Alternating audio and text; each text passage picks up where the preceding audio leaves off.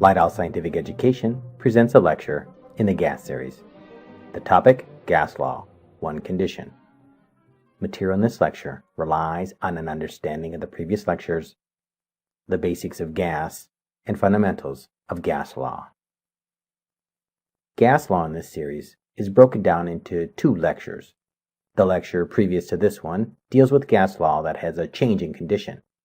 This lecture features gas law at a single condition. Like the first gas law lecture, this one begins with some perspective on gas, and that includes a review of an ideal gas. Under the one condition banner, there are two gas laws covered in this lecture. The first one is the ideal gas law, PV equals nRT. There are assumptions with ideal gases that do not always hold. For those students who will need that exposure, deviation to the ideal gas law is covered. The second law is Dalton's law of partial pressure. Like the two-condition gas law lecture, this one spends time considering problem solving with gas law and uses a couple one-condition gas law problems to firm up the practice. Before proceeding into one-condition gas law, a brief revisit of gas basics will keep us all on the same page. There are four basic properties used to describe gases, and they can be explored through the number of collisions that the gas particles make. The first property is amount, number of particles, usually given in or turned into moles. With amount, more particles means more collisions. And then there's temperature. It is given in or turned into the temperature scale Kelvin. Temperature is a measure of heat and is related to the speed of the particles. Hotter particles move faster, and that causes more collisions. Next, there is volume, and this refers to the volume available for the gas particle to roam about. An example would be the size of a container. The number of collisions a gas particle makes with the walls of a container is proportional to the distance between the walls. The final property is pressure. It is defined as force per area. In a gas, the force is generated by gas particles colliding with the sides of its confinement, or anything. Since force is proportional to the number of collisions, anything that increases the number of collisions increases the pressure. In the previous lecture, we covered two-condition gas law. These are used when the values of two or more of the four properties are changed due to a change in condition. The law relates property values before the change to those after the change, and include the relationship between pressure and volume, Boyle's law, the relationship between volume and temperature, Charles' law, the relationship between pressure and temperature, Gay-Lussac's law, and the relationship between volume and amount, Avogadro's law. These laws can be combined into an inclusive four-property relationship, the combined gas law. In this law, we see that the four properties of a gas combine into a ratio that, regardless of conditions, comes to a single constant value. Otherwise, these ratios would not be equal to each other. This law bridges the two-condition gas laws with the ideal gas law, which we will get to as soon as we review what is meant by ideal gas. An ideal gas is a theoretical and not completely accurate portrayal of a gas. In many instances, this model stands in quite well for a real gas, and its overall simplicity is useful for developing a basic understanding of gases. The model has three basic assumptions. The first is that a gas is composed of particles. These particles can be compounds or atoms. They are thought of as small hard spheres that have no volume and do not participate in intermolecular interactions. An analogy for lacking the attractive and repulsive forces of intermolecular interactions is billiard balls on a pool table. The balls collide with each other, but there is no sticking together or alteration to their size or shape. The second assumption is that particles in a gas move rapidly and are in constant random motion.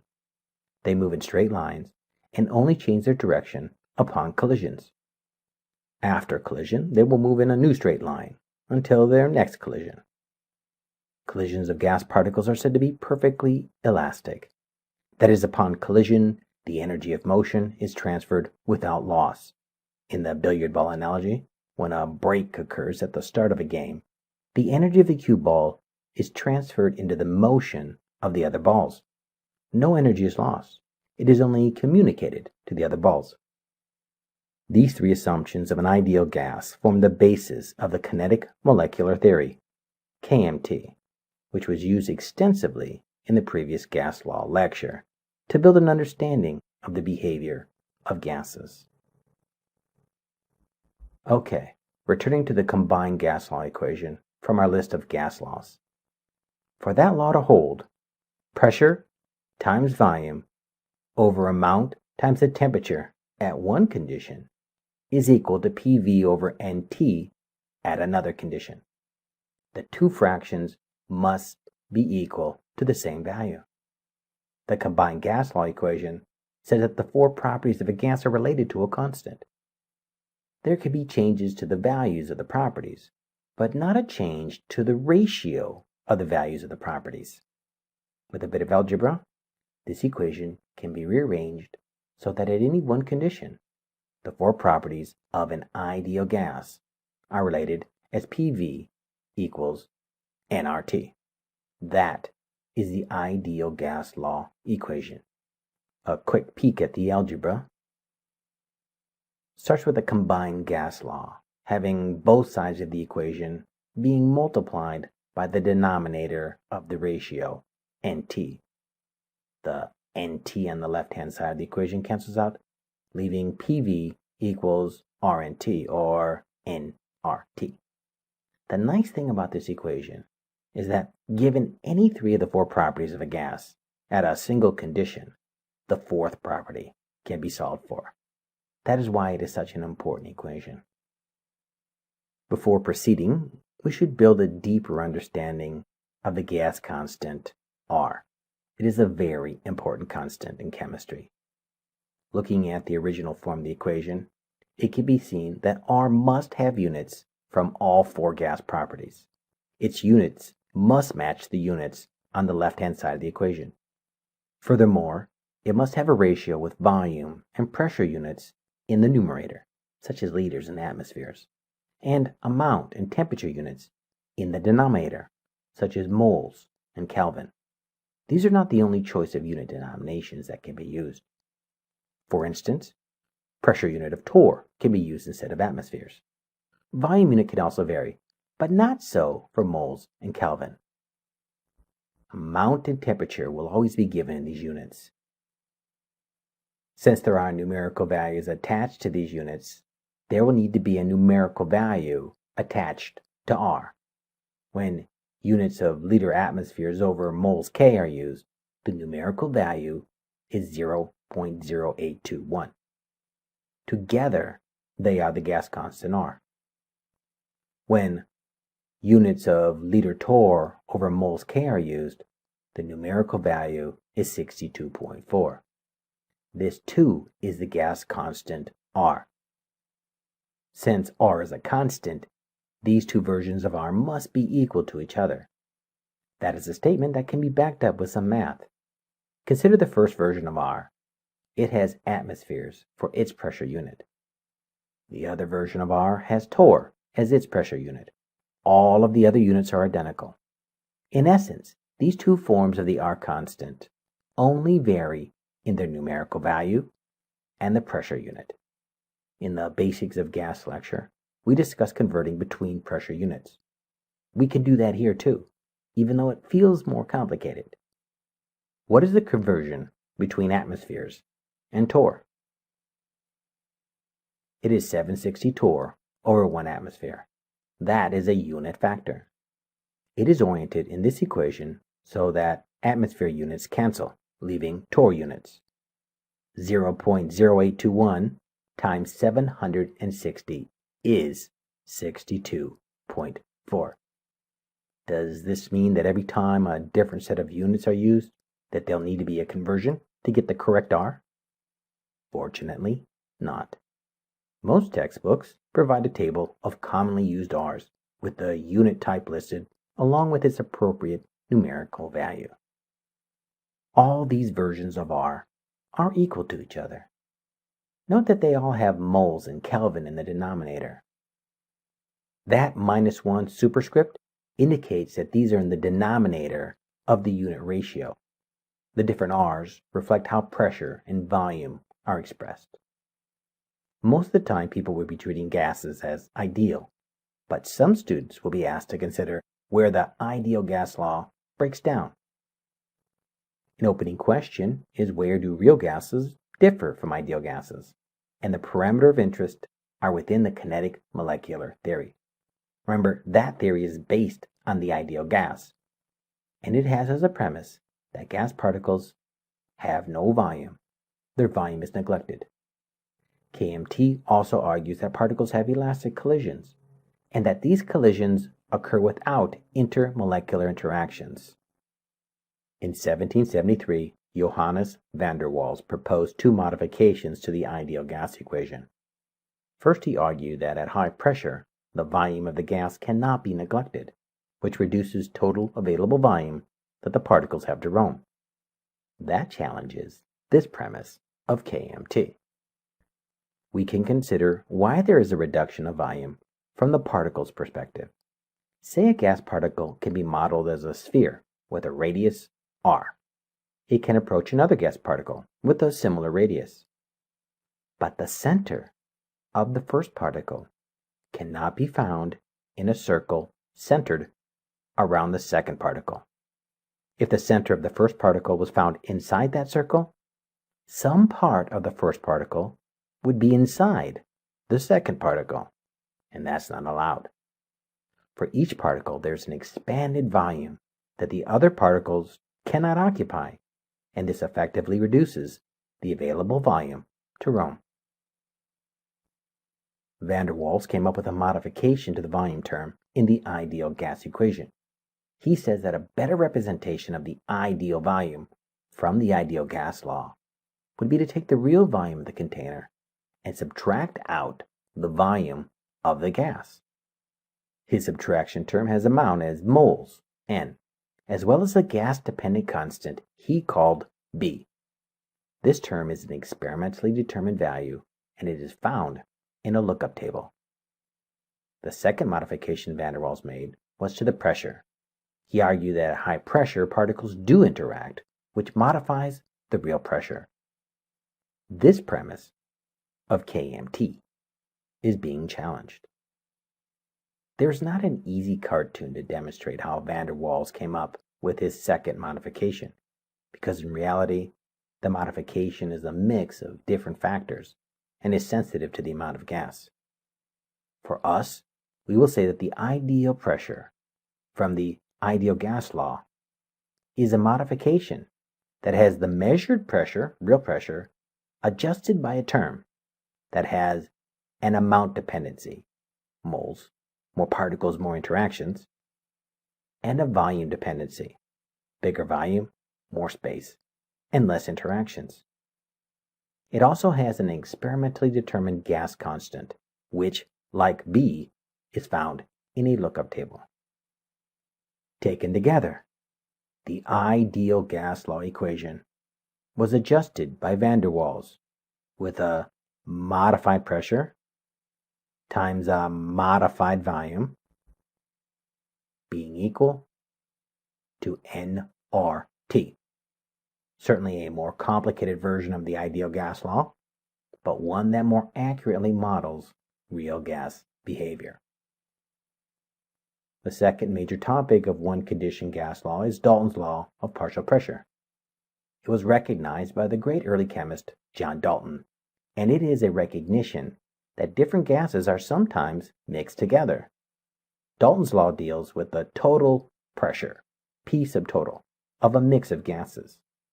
It is a straightforward law that claims that the total pressure of a mix of gases in a container is the sum of the pressure that each gas would exert if it were alone.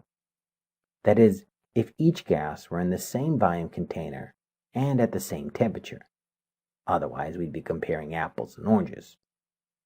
Mathematically, that has the total pressure of all the gases in a mix being equal to the sum of the pressure of the individual gases. And it doesn't matter how many gases there are, just add up their individual contributions. There's one more piece of terminology. Each gas contributes to only part of the total pressure. So any one gas is said to contribute a partial pressure. Dalton's law of partial pressure has these partial pressures summing to a total pressure. We can show this with a cartoon of a container that contains two gases, red sphere gas particles and yellow sphere gas particles. Both sets of gas particles are colliding with the sides of the container, creating a total pressure. Dalton argued that this total pressure is the same as the pressure in an equal volume container that just contains the red sphere gas particles, plus the pressure in an equal volume container that just contains the yellow sphere particles. Alone, the two gases each have a pressure. Together, they have a partial pressure. If partial pressure problems come up at all in a student's homework, they generally come up in one of two ways. First is where the student is asked to find the partial pressure of just one gas. The solution to the problem has the student algebraically isolating the unknown partial pressure on one side of the equation, and then solving by inserting known pressure values. If the partial pressure of gas 3 is asked for, then isolating that variable begins by subtracting all of the other partial pressures from both sides of the equation. The resulting math lets the student enter known values and solve. The other type of question ties into the previous topic, ideal gas. The ideal gas equation can be solved for pressure by dividing both sides of the equation by its neighbor, volume. Volume cancels out on the left-hand side, and we have another equation for pressure. Bringing up the original equation of Dalton's law of partial pressure, we can merge the two equations and have another way to express the total pressure. This one requires the moles of all the gases in the mix to be summed together in a total number of moles. One might call these the partial moles and treat them just like the partial pressures. It is now time to look at problem solving. And this is somewhat of a repeat of the process outlined in the Gas Law 2 condition lecture. This review will highlight the differences in solving the two types of problems and highlight solving one condition gas law problems. As always, problem solving begins with a careful reading of the problem and an identification of the known and unknowns in the problem. While it's not a necessary step, it is helpful to ask whether the problem is dealing with one or two conditions. It is not always clear which type it is, but a telling sign is whether there is a property or properties with two values. Two-value properties will use the 1 and 2 subscripts. This type of problem solving is covered in detail in the previous lecture. In this lecture, we're going to be concerned with one condition problems that have the gas properties with only one value. For these problems, the setup will be populated with the variables in the ideal gas law, PV, N, R, and T. When boiled down, problems using this setup are finding a single unknown property when the other three properties are provided for or readily determined. Two condition problems want to know how one property changes when another property changes.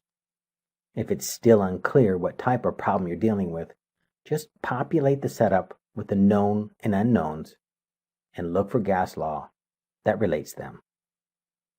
One note concerning the gas constant R. Choose an R that has the same units as do the properties in the setup. In the end, all but one of the units in R will have to cancel out.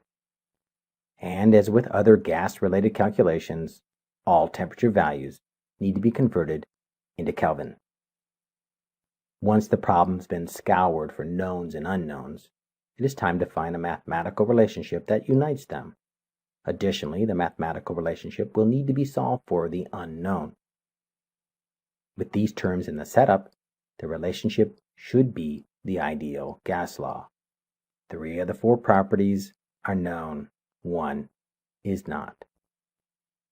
Using the number of moles as the unknown for demonstration purposes, the equation will need to be modified to get N isolated on one side of the equation. Fortunately, the ideal gas law does not have a denominator, like most of the 2-condition gas law equations do, and therefore solves in a single step. Divide both sides of the equation by the neighbor or neighbors of the unknown. Sticking with the unknown in the problem as the number of moles, divide both sides of the equation by RT, N's neighbors. Canceling out the RT on the right-hand side of the equation produces the modified ideal gas law equation, with the unknown isolated on one side of the equation. It doesn't matter which side. The final step is to take the new equation and insert values from the setup. Be sure to cancel units to make sure the orientation of the known values are correct. Let's do a couple problems.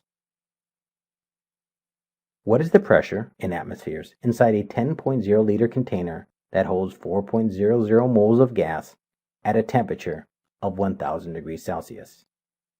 Starting with the setup, is this a 1-condition problem or a 2-condition problem? Sometimes it's easier to see if there's a property that has 2 values, which would indicate that it just might be a 2-condition problem. Well, the problem has a single value for volume, a single value for amount, and a single value for temperature. No value is given for the 4th property, pressure. All single values. 3 of the 4 properties are given, and the 4th is asked for. It is a 1-condition problem, and the setup is going to be populated with variables of the ideal gas law. As for the unknowns, starting with volume, it is given as 10.0 liters. Amount, 4.00 moles. Temperature is 1000 degrees Celsius. That leaves the 4th property, pressure, as the unknown, and units of atmospheres are called for. It's a bit tempting to take on the gas constant here, but there's a bit of business with the temperature to handle first. The Celsius value needs to be converted into Kelvin. The equation for conversion has the 273.15 being added to the Celsius temperature. That will be 1000 plus 273. The 0.15 is dropped because the 1000 does not have significant figures in those positions. Rounding doesn't need to occur here. It can be dealt with in the final rounding step. An easy math step has the temperature as 1273, which is added to the setup. To complete the setup, an appropriate R has to be found. Usually that involves a search of a lookup table.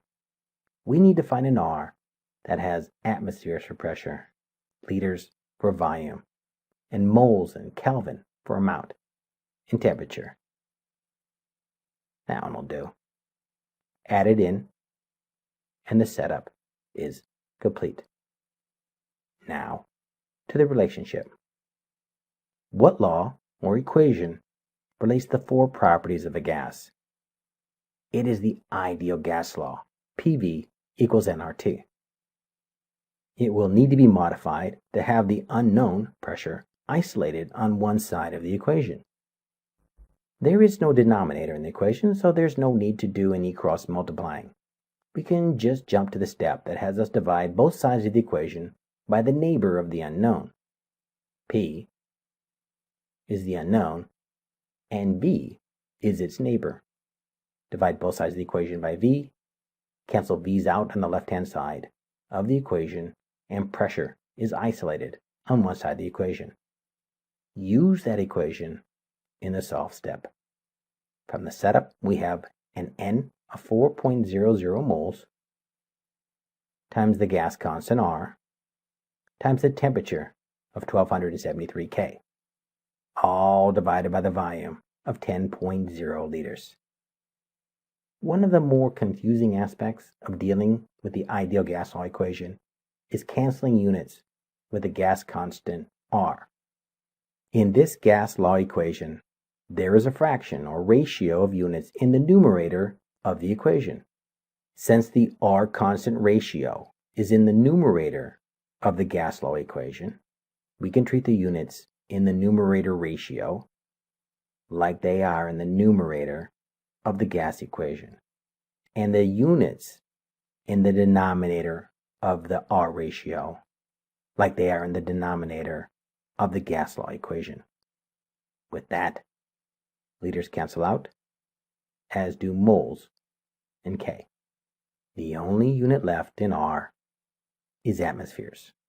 Multiplying 4.00 by 0.0821 by 1273, and then dividing by 10.0 gives a pressure value of 41.8 atmospheres. Given 3 of the 4 gas properties, find the 4th.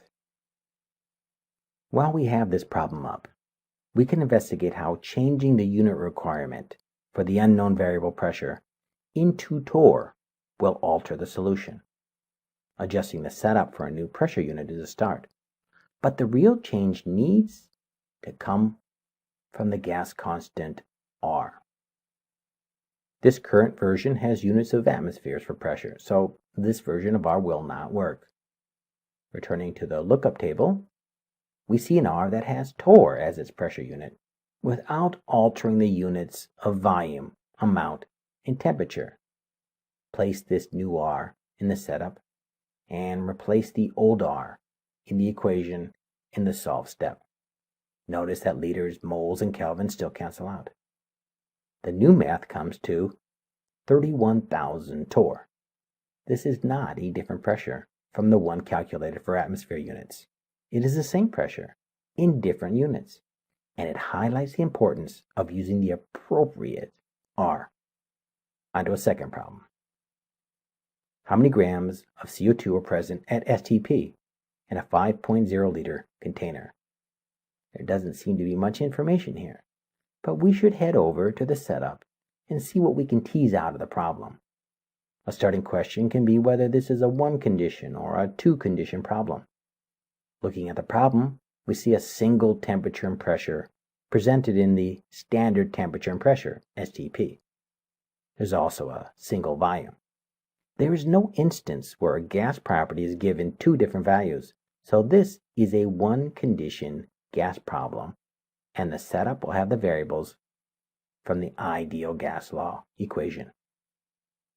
Filling in those values starts with STP. These are set values and are either remembered or looked up.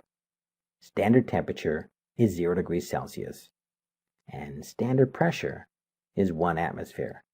An equivalent pressure value is 101.3 kilopascals. And then there's volume. It's 5.0 liters. 3 of the 4 gas properties are known. The 4th property, amount in moles, is not. Furthermore, amount is asked for in grams and not moles. So there's going to be an additional unknown and an additional step in this problem.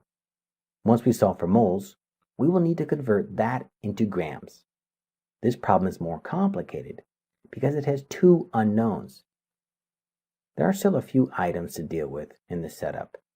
Let's not forget to convert the temperature into Kelvin. 0.0 degrees plus 273.2. There's a rounding to 2 in the last significant digit. The temperature in Kelvin is 273.2. The setup will be completed with the addition of the appropriate gas constant R. From the lookup table, which version of R has pressure in kilopascals, volume in liters, and moles in Kelvin for amount and temperature? It's this one right here. Notice that none of the R values have amount in grams. Everything's going to go through the mole. With known and unknowns in hand, a relationship is sought, and that is going to be the ideal gas law equation. The unknown variable, moles of gas, will need to be isolated. Since there's no denominator in this equation, we jump to step 2 and divide both sides of the equation by the neighbors of the unknown variable. The unknown is N, and the neighbors are RT. dividing both sides by RT, and canceling RT out on the right-hand side gives an equation with our unknown isolated on one side of the equation. Take that equation to the solve step and insert known values from the setup. Pressure, 101.3 kilopascals, times volume, 5.0 liters, divided by the appropriate gas constant R, and the temperature in Kelvin. There may be an issue with canceling units, since the fraction or ratio of units in the R constant are in the denominator of the gas law equation. In fraction math, a fraction in the denominator can be cleared or removed by multiplying the equation by the inverse of that fraction. In other words, multiply the equation by the flip of the units. Now moles in Kelvin are in the numerator, and liters in kilopascals are in the denominator. That allows canceling of liters, kilopascals, and K, leaving just moles. This does seem like a fair amount of work to deal with units, so let's just place those units back where they belong and recognize that when the ideal gas law equation is solved correctly, that units will cancel properly.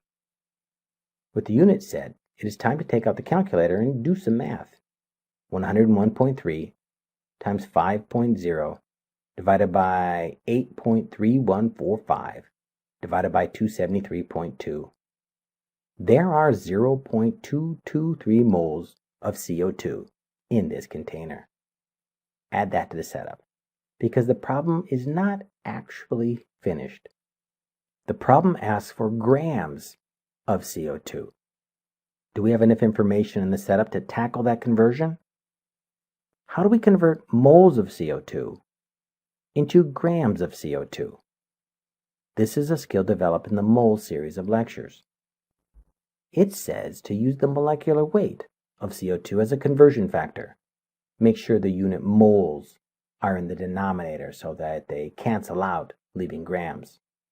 0.223 moles is 9.8 grams of CO2. When dealing with moles in gas law, the ability to move between weight and moles will be required. And that ends the material of the lecture. As a recap, the ideal gas law relates the four properties of a gas at one condition to a constant. Most of the time, that constant is given as a capital R. It is called the gas constant. It uses the units of the four properties and a numerical value that relates the units. If different units are used for the gas properties, then the numerical value could be different. Make sure that the appropriate R is used in a calculation by canceling out units. The second topic of the lecture was Dalton's law of partial pressure. It says that the total pressure of a gas, P total, is the sum of the pressure of the individual gases. Those individual pressures are called partial pressures. Dalton's law and the ideal gas equation can be combined to give a total pressure that is a reflection of the sum of the moles of all of the gases in the mix. The ideal gas equation is used to solve the gas law problems in which the properties of a gas are at one condition. In the setup part of the process, the known and unknown values are gathered, and there should only be one value per variable or property. The setup will contain the variables from the ideal gas law equation, with 3 of the 4 properties having known values, 1 unknown. Be sure to use the appropriate R constant. As for relating known and unknown variables, in these problems, it will most likely be the ideal gas law. The unknown variable is solved in the equation by dividing both sides of the equation by the variables next to, or the neighbors of, the unknown variable. The unknown property is solved for by inputting values from the setup. Cancel units to verify correct input of values. And that completes our lecture. Staying with that last remark, check units when using gas law. It helps catch errors.